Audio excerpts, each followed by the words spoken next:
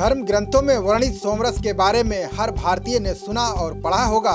सोमरस के बारे में शास्त्रों में लिखा है कि जो सोमरस पी लेता है वो अमर हो जाता है। सोमरस की ये कहानी अब शास्त्रों से निकलकर साइंस की दुनिया में सच्चाई बनने वाली है। दुनिया के सबसे अमीर उद्योगपति जेफ बेजोस ने एक ऐसी कंपनी में निवेश किया है जो इंसानों को अमर बनाने की योजना पर काम कर रही है। जिस कंपनी में जेफ बेजोस ने निवेश किया है वो इंसानों की कोशिकाओं को फिर से नया बनाने की तरकीब पर काम करना चाहती है। बता दें कि एक इंसान का शरीर 724 लाख करोड़ कोशिकाओं से बना होता है।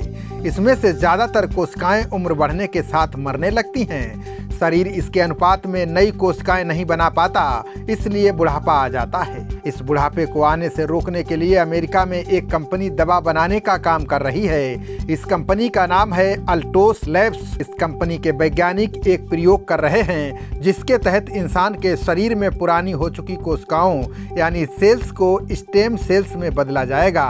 फिर इन्हीं स्टेम सेल्स की मदद से नई कोशिकाओं का निर्माण किया जाएगा। स्टेम सेल्स एक तरह से वो कच्चा माल है जिससे शरीर और शरीर के अलग अलग अंगों का निर्माण होता है। स्टेम सेल्स की मदद से शरीर के अलग अलग अंगों के लिए विशेष प्रकार की नई कोशिकाएं बनाई जा सकती हैं। जेफ बेजोस ने इस मिशन में विज्ञान के क्षेत्र में नोबेल पुरस्कार जीतने वाले वैज्ञानिकों को भी शामिल किया है।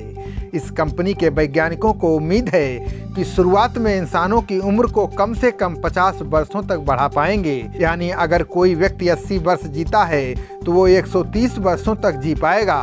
भविष्य में इसी तकनीक के सहारे इंसानों को अमर बनाने की भी कोशिश होगी। इंसानों को अमर बनाने का ये सपना सिर्फ सेल रिप्रोग्रामिंग के भरोसे नहीं है।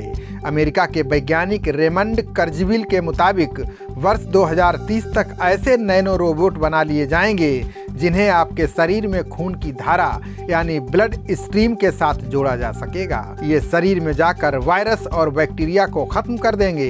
इससे खून की सफाई होगी और थक्के नहीं जमेंगे। नैनो रोबोट शरीर में मौजूद ट्यूमर्स को भी खत्म कर देंगे। अगर जरूरत पड़ी तो नैनो रोबोट कोशिकाओं में डीएनए की भी मरम्मत कर देगा। जेफ बेजोस अमर होने का सपना बेचने वाले अकेले उद्योगपति नहीं हैं। पूरी दुनिया में बड़े बड़े उद्योगपति इस पर 45 लाख करोड़ रुपए का निवेश करने वाले हैं। वैज्ञानिकों के मुताबिक मनुष्य के मरने का कारण तकनीकी खामी है।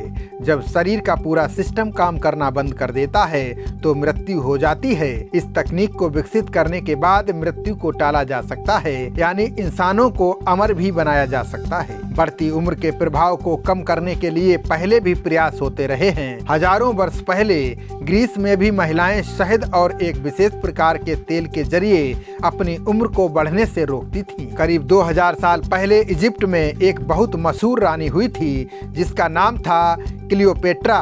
कहा जाता है कि वो बहुत सुंदर थी और अपनी सुंदरता को कायम रखने के लिए वो गधी के दूध का इस्तेमाल करती थी। आपको ये बात अजीब लग सकती है, लेकिन अब ये दूध एक बार फिर बाजार में बिकने लगा है।